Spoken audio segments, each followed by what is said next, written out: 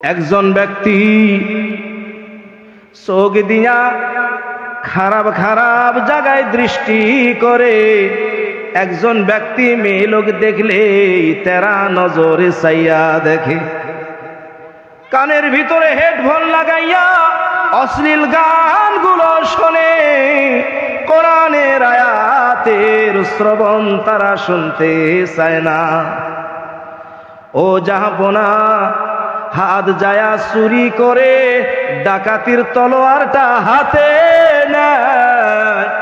ওই ব্যক্তিটা জিনার কামে মশগুল যখন হয়, এই কামগুলা কোন রক্তটুকু কোন মাংস টুকরো খারাপ হওয়ার কারণে এই কামটা ওই ব্যক্তি করে, আমাকে একটু জবাবটা দিয়ে দেয়।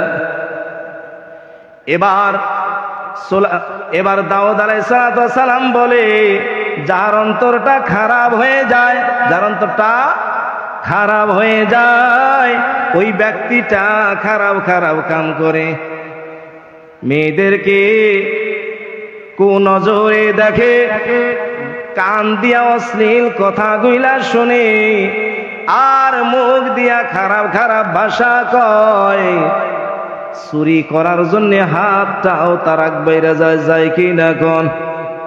কোন মাংস টুকরা নষ্ট হয়েছে? কোন মাংস টুকরা নষ্ট হয়েছে? কথা কয় না। তার দেলটা নষ্ট হয়ে গেছে। কলার থোরের মতো যেই মাংস টুকরো, ওই মাংস টুকরো খারাপ হয়ে যাওয়ার কারণে তার চোখ নষ্ট হয়েছে, তার কান নষ্ট হইয়া গেছে, তার হাত নষ্ট হইয়া গেছে, তার পাও নষ্ট হইয়া গেছে। অঙ্গ প্রত্যঙ্গ কোনটাই তার ভালো নাই। ঠিক কিনা? এইবার বলল, একজন ব্যক্তি মিথ্যা বলে না, সত্য সত্য কথাটা বলে। বেগানা নারীদেরকে চাইয়া দেখে না, আর নারী হয়ে বেগানা পুরুষকে চাইয়া দেখে না। কানের ভিতরে হেডফোন লাগাইয়া গানও শুনে না, কোরআনের আয়াতগুলো বারবার শুনতে চায়। হাতটা এমন হয়ে যায়, দান করা ছাড়া আর কোনো কিছু বুঝে না। এই হাতটা দিয়া ভালো কাম করা ছাড়া আর কিছুই করতে পারে না।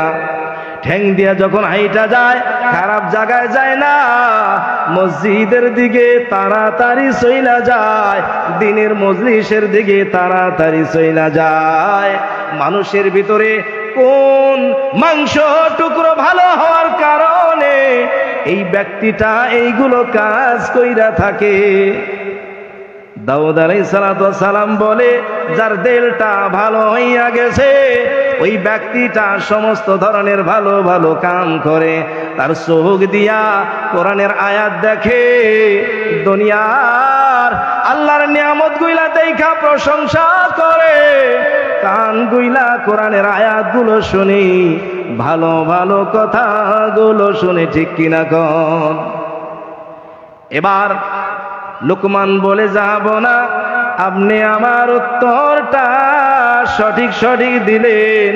এইবার বলেন, আমি যেই তো 2 টুকরা মাংস আপনাকে দিলাম, এবার আপনাকে ঠিক দিছি না ভুল দিয়েছি? এবার দাউদ কি বলবো? কোনটা বলবো?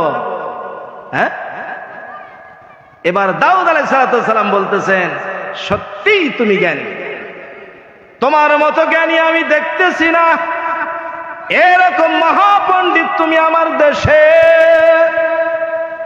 আল্লাহর রাসূল বলি, ইন্না ফিল জাসাদি মুদগাহ ফাইযা সালুহাত সালুহাল জাসাদু কুল্লুহু ওয়া ইযা ফাসাদাত ফাসাদাল জাসাদু কুল্লুহু আলা ওয়াহিয়াল কলব। সুবহানাল্লাহ।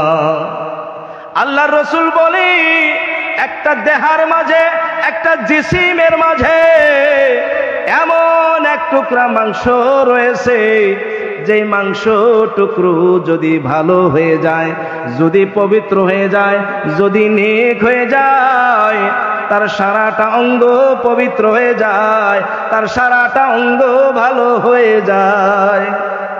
আর যদি ওই মাংস টুকরো যদি খারাপ হয়ে যায় তাইলে তার সারা দেহ রঙ্গ প্রত্যঙ্গ খারাপ হয়ে যায়, অপবিত্র হয়ে যায়।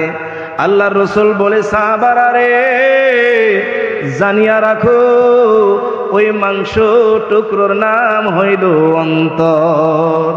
মাংস টুকরোর নাম কি ভাই? অন্তর। এবার বলুন, এই জায়গার ভিতরে যতগুলো মানুষ রয়েছে, ছোট্ট থেকে ছোট্ট আর একদম 80 বছর পর্যন্ত যদি কোনো বুড়া মুরব্বী রয়েছে, একটা মানুষ বাইর করে দেখান, ওই মানুষটার মাঝে অন্তর নামের কোনো মাংস টুকরা নাই। দেখান তো একটা মানুষ বাইর করে। আছে? আছে ভাই? বাইরের দিন কথা বাদ দিলে এই মজলিসের মধ্যে আছে? হ্যাঁ, এই মজলিসের দি বাদ দিলাম, এই মজলিসের ব্যক্তির ভিতরে অন্তর আছে, বাইরের দিন ভিতরে নাই। দুই একজন বাইর করেন তো দেখি। আছে? পৃথিবীর মাঝে আল্লাহ তাবারক ওয়া তাআলা আদম থেকে বর্তমান পর্যন্ত একটা মানুষ দুনিয়ায় জিন্দা বাঁচাইয়া রাখে নাই যেই মানুষটার মাঝে অন্তর নামের কোন মাংস টুকরা নাই। এখন পর্যন্ত আল্লাহ তাআলা বানা নাই। বানাইছে কি? বানা নাই। ও ভাইরা আমার, এই দুই প্রকার মাংসর বাহিরে দুনিয়ায় আর কোন তৃতীয় প্রকার মাংস নাই। অর্থাৎ অন্তর যেই মাংস, এই মাংস টুকরা মাত্র দুই প্রকারই আছে। এক প্রকারের মাংস হইল ভালো মাংস, আর এক প্রকারের অন্তরাত্মার মাংস টুকরো হইল খারাপ মাংস। এই দুই টুকরা মাংস সবার অন্তরের মাঝে আছে। কারোরটা খারাপ হয়ে গেছে আর কারোরটা ভালো হয়ে গেছে, ঠিক কিনা কন? ঢোলের আওয়াজ দিলে অল্প কয়েকজন মানুষ দেখা যায়, মাত্র ঢোলের আওয়াজ দিলে আর চাইতে কমেও 20 গুণ মানুষ এক মুহূর্তের ভিতরে আসবে, ঠিক কিনা কন? মিছা কথা বলছি? এই জায়গার ভিতরে কোরআন হাদিসের আলোচনা চলছে, সুরের আওয়াজ দিয়া চলছে। একটা সিঙ্গার আইনা খাড়া করে দেন, আর তবলা আর ঢোল আইনা দেন, আর দতনা 10 মিনিটের ভিতরে তালাশ করে দেখেন মানুষ কমাস কম 20 গুণ হয়ে যাবে, ঠিক কিনা কন? মিছা কইছেন হাসা? এই মানুষগুলা এখন কোথায় আছে আর এই সময়ে কেন আসে নাই? কন কিসের জন্য আসে নাই? আর তারা কেন আসলো 10 মিনিটের ভিতরে? কন্ত দেখি এবার। মিছা কইছে না হাসা?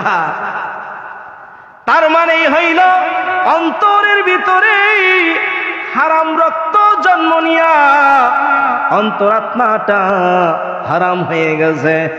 আর একবার যদি হারাম ওই নাপাক অন্তরটা রক্তটা ঝাঁকিয়ে দিয়ে দেয়, অন্ত এবার সারা শরীরে হারাম রক্ত পৌঁছবে না পাক রক্ত পৌঁছবে? কম হ্যাঁ, এই যে কইলাম যে 72 বার 1 মিনিটের ভিতরে একদম মানে পিউরিফাই রক্ত পৌঁছায় দেয়।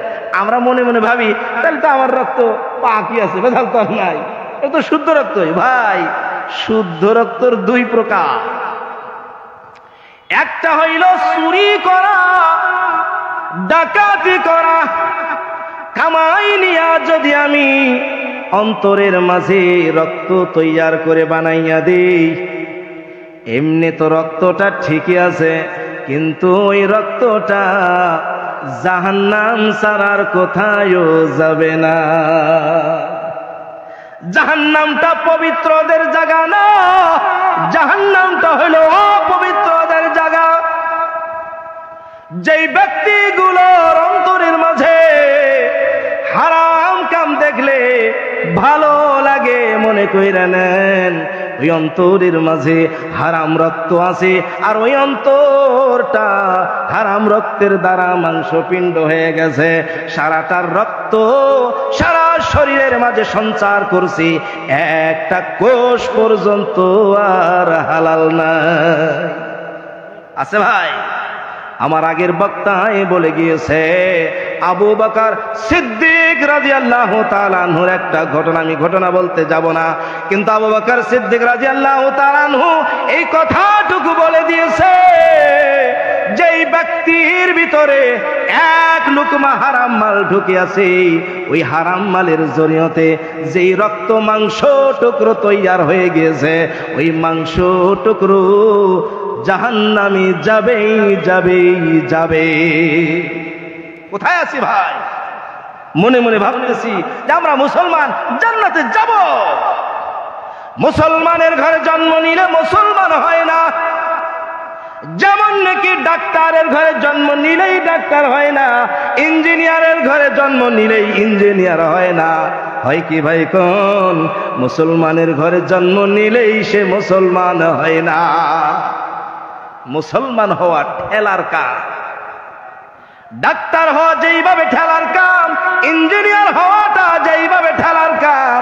একটা আইপিএস অফিসারের কাছে যাইয়া বলো, তুমি কি স্কুল কলেজ পড়া ছাড়াই কি তুমি আইপিএস অফিসার হয়েছো নাকি?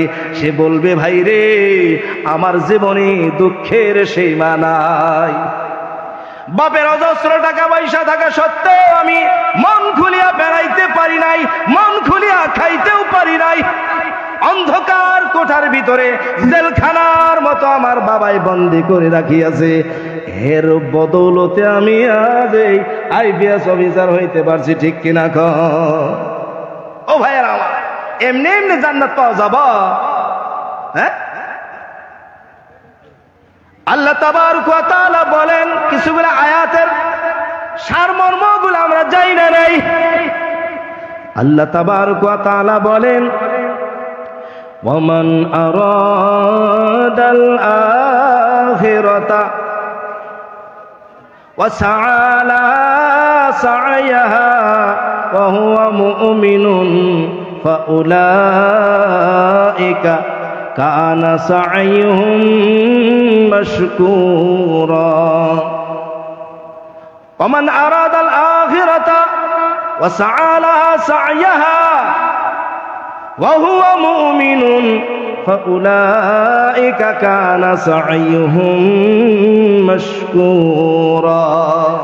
আল্লাহ তাবারক ওয়া তাআলা যেই ব্যক্তি নাকি এই বদ্ধ পরিকল্পনা নিয়েছে, এই প্রতিজ্ঞাটা করিয়া নিয়েছে, এই কসমটা খাইয়া নিয়েছে, আমি আখিরাতে কামিয়াব হবই হবই হব, অর্থাৎ আমি জান্নাতে যাবই যাবই যাব।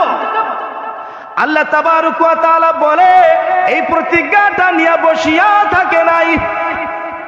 ওই ব্যক্তিটা ওই প্রতিজ্ঞার মতো মেহনত শুরু করে দিয়েছে, দৌড়ানো শুরু করে দিয়েছে।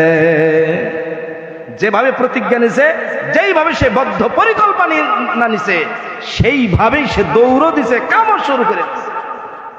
আল্লাহ বলেন, ওয়া হুয়া মুমিনুন, ওই ব্যক্তিটা এই বিশ্বাসও রাখে, আমি যেই মেহনতটা করতেছি, আমি যেই দৌড়টা দিয়েছি, এই দৌড়ে আল্লাহ তাবারক ওয়া তাআলা আমাকে পার লাগাইয়া দিবে, আমাকে আল্লাহ পার লাগাইয়া দিবে, ভরসা তার দিলের ভিতরে। আল্লাহ তাবারক ওয়া তাআলা বলে, ওই ব্যক্তিটাকে পার লাগাইয়া দেওয়া হবে। সুবহানাল্লাহ। ভাষাটা কত দূর বুঝছি আমরা তা জানি না।